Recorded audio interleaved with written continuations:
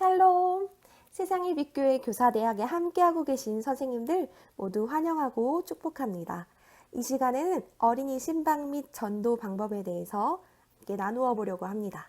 저는 소년부를 섬기고 있는 이진경 전도사입니다. 이 시간에 함께 나눌 내용의 제목을 이렇게 지어보았어요. 어린이 전도 해보자! 함께 외치며 시작해볼까요? 시작! 어린이 전도 해보자!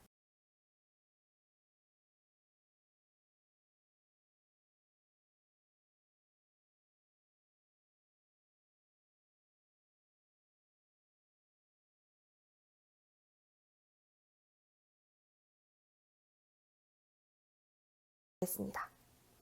한국 교회의 미래는 지금 자라나는 어린이들에게 달려 있습니다. 아이들을 어떻게 교회에 데려오며 성장시키느냐에 따라서 앞으로 교회의 미래가 결정된다고 해도 과언이 아닙니다.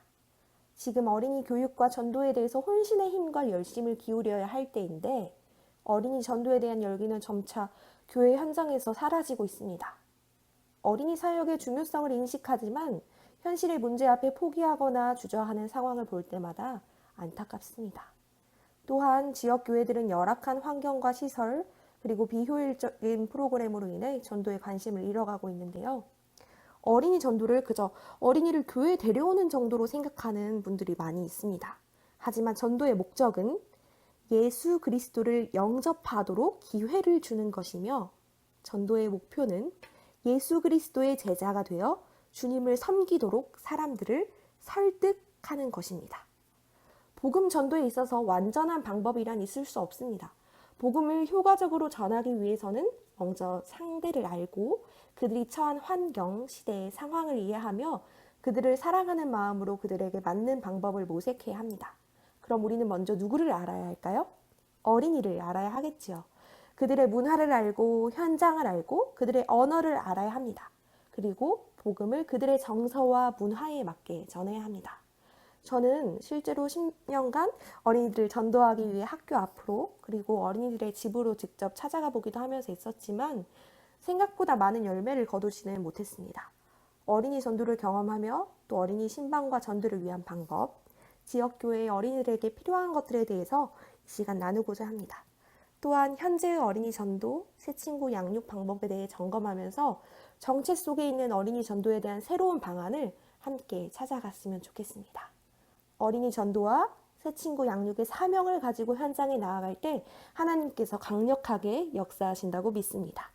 두려움보다는 앞서 행하시는 하나님의 능력을 의지하면서 함께 나아가기를 소원합니다. 함께 전도를 하려면요. 현재 상황을 파악하는 게 중요하겠죠. 지금 어린이 재적 인원은 몇 명이고 출석 인원은 몇 명이고 또 새 친구는 몇 명이 오고 있으며 우리는 전도 목표를 어떻게 설정하고 있는지에 대해서도 알아야겠죠. 그래서 제가 사역을 하면서 이렇게 상황을 비교해보고 분석을 해보았는데요. 주차별 출석 통계, 그리고 어린이 재적 인원, 평균 출석 인원, 그리고 장기 결석자들을 어떻게 관리했는지, 새 친구를 어떻게 관리했는지, 그리고 출석 통계를 분석하면서 어떤 연관 사역들을 했기에 어린이들이 출석을 덜 했고 또 더 많이 했는지 이렇게 비교를 해보았습니다. 2019년 9월 기준에 잠실교회 유년부 어린이 재적 인원은 162명이고 출석 인원은 130명에서 140명 내외입니다. 그런데 전도축제 행사를 하면요. 새 친구는 20명 이상 전도되어 오고 여름 성경학교에는 1학년, 2학년 어린이만 200명 이상이 참석을 합니다. 교회에 처음 방문한 새 친구에게 어떻게 교회에 오게 되었는지 물었는데 친구의 전도, 그러니까 관계 전도지요. 또는 학교 앞 전도, 홍보를 통해서 또 지역 사회에 좋은 소문이 나서 알게 되었다는 등의 답변을 주었습니다. 물론 스스로 오는 친구들도 있었습니다. 지금도 새 친구들은 계속 오고 있습니다. 새 친구들이 교회에 한번 방문하고 마는 것이 아니라 부서에 잘 정착할 수 있도록 체계적으로 잘 관리해야 함을 느끼고 있습니다.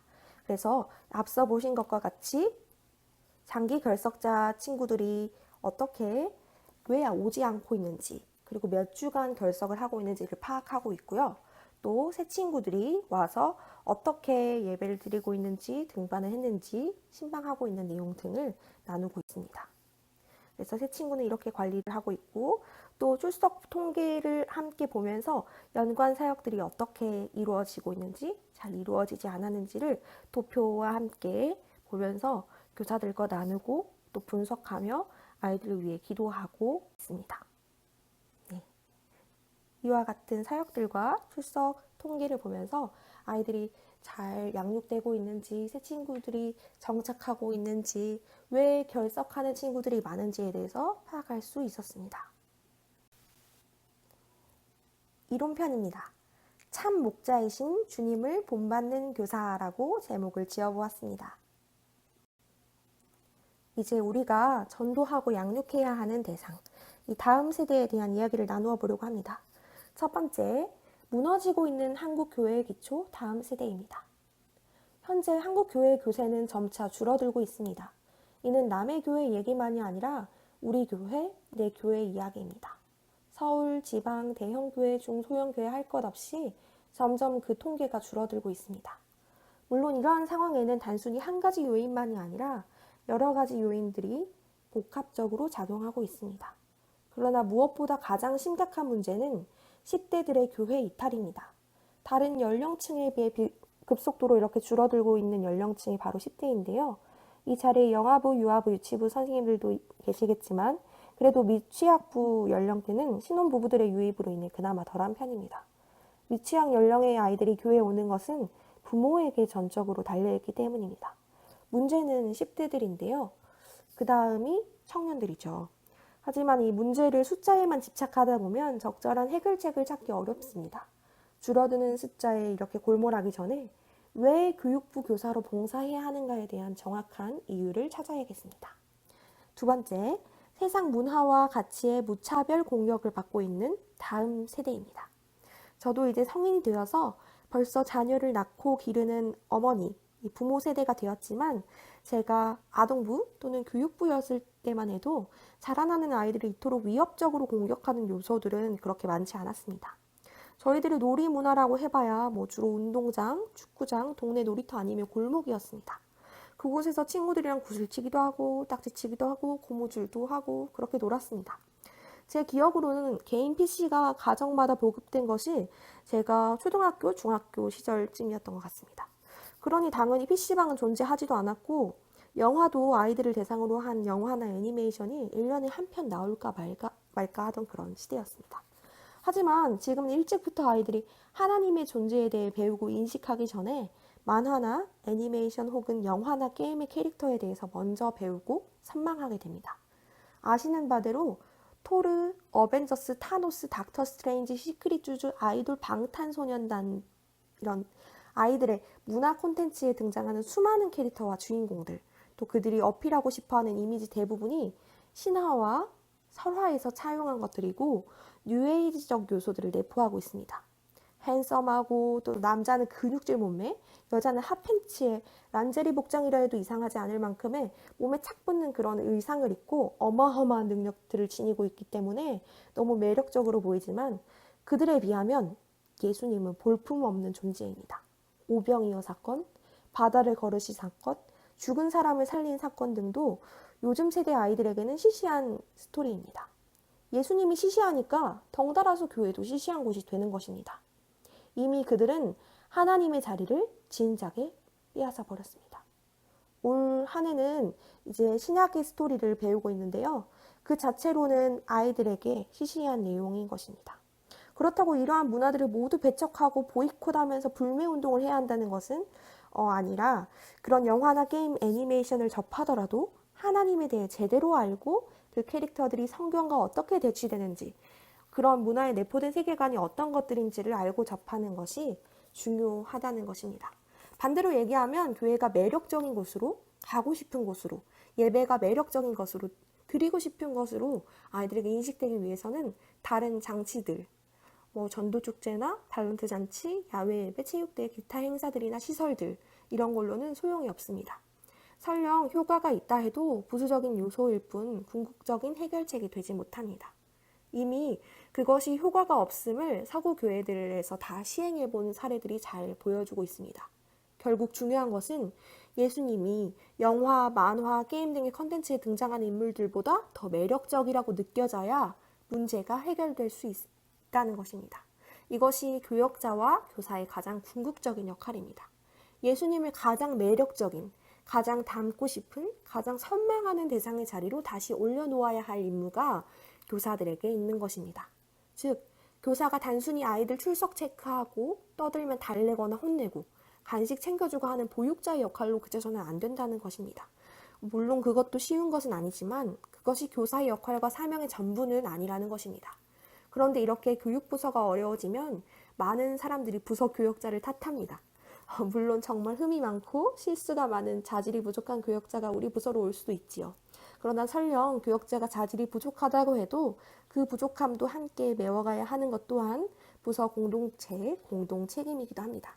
반대로 부서 교역자가 아무리 뛰어나고 훌륭한 지도자로 세워진다고 해도 부서의 교사 공동체가 준비되어 있지 못하면 전혀 힘을 발휘할 수 없습니다. 이는 성경이 가장 잘 보여주고 있습니다. 세 번째, 여호수아의 가장 큰 실수, 다음 세대 교육의 실패에 대해서 이야기를 나누고자 합니다. 이집트에서 노예 생활을 하던 이스라엘 백성들에게 구원자가 있었으니 바로 그들의 지도자 모세였습니다. 모세가 죽고 그 자리를 여호수아가 물려받아 가나안 땅 정복을 마치고 마침내 이스라엘 백성들을 이렇게 평화로운 가나안 땅에 정착할 수 있게 해서 그렇게 살게 되었는데, 모세가 죽은 지 채 30년도 지나지 않아서 이스라엘 백성들은 사사 시대라는 영적 암흑기를 맞이하게 됩니다. 왜 이런 일이 발생했을까요? 그것은 다음 세대에 대한 신앙교육, 하나님에 대한 교육이 제대로 이루어지지 못했기 때문입니다. 이것에 대해서 성경은 짤막하게 기록합니다. 여호수아 23장 6절, 23장 12절, 23장 16절, 24장 31절, 그리고 사사기 3장 2절 말씀을 보면 알 수 있습니다. 여호수아와 함께 가나안 정복 전쟁에 참여했던 이전 세대들은 다 하나님을 경험했습니다. 그러나 그때 어린아이였거나 걸음마도 못 대던 아이들은 전혀 전쟁도 하나님의 역사도 알지 못했습니다. 하나님의 역사를 경험한 것은 사실 제 이전 세대입니다. 저희 아버지, 어머니 세대이죠. 한국교회에 복음이 들어오고 선교사들의 헌신과 순교, 그리고 먼저 복음을 받아들인 선진들에 의해서 한국의 독립과 발전은 제가 경험한 것은 아닙니다. 그러니 저 또한 누군가에게는 배웠어야 했는데 사실 제대로 배우지 못했습니다. 지금 아이들에게 한국이 어떻게 이렇게 잘 살게 되었느냐고 물으면 그 이유를 잘 모릅니다. 하나님께서 도우셨기에 우리가 살 수 있었음을 모릅니다. 조선의 독립과 대한민국 정부의 수립과 주권 회복 경제 발전에 기독교의 핵심 인사들이 주요한 역할들을 했었다는 것을 아는 아이가 많지 않습니다. 이것이 우리 한국교회 다음 세대들에게 가르치지 않으면 다음 세대들이 바로 설 것을, 또 한국교회가 건강하게 서 있을 것을 기대할 수 없습니다. 그래서 아이들에게는 성경 교육과 역사 교육을 철저하게 준행해야 합니다. 하지만 두 번째, 아직은 끝이 아닙니다. 포기하지 마세요. 그래도 우리가 희망을 가질 수 있는 것은 아직은 열매가 덜어 있음을 보기 때문입니다. 아무리 해도 안 되는 단계는 아직 아니라는 것입니다. 열심히 전하고 가르치면 그래도 30명, 50명의 아이들 중에 그래도 누군가는 듣고 누군가는 순종해서 열심히 교사를 따르려는 아이들이 있기 때문입니다. 그리고 그래도 여전히 전도하면 복음을 받아들이는 아이들이 있기 때문입니다. 그래도 여전히 달란트 잔치를 하면, 전도 축제를 하면 교회 한번 와보려 하는 아이들이 있기 때문입니다. 아직은 포기하기에 너무 이른 시점입니다. 교육부에 어려운 점이 있다면 그중 한 가지는 열매가 꽤 더디게 열린다는 것입니다. 말씀이 아이들에게 들어갈 때 때론 즉각적인 변화도 있지만 대부분 한참 뒤, 1년 뒤, 3년 뒤, 5년 뒤 그렇게 늦게 그 열매들이 차차 나타나기 때문에 눈에 보이지 않는 변화에 교사로서 쉽게 지칠 수밖에 없지만, 그러나 인내하고 기다리는 것도 교사에게 필요한 자질 중에 하나가 되겠습니다.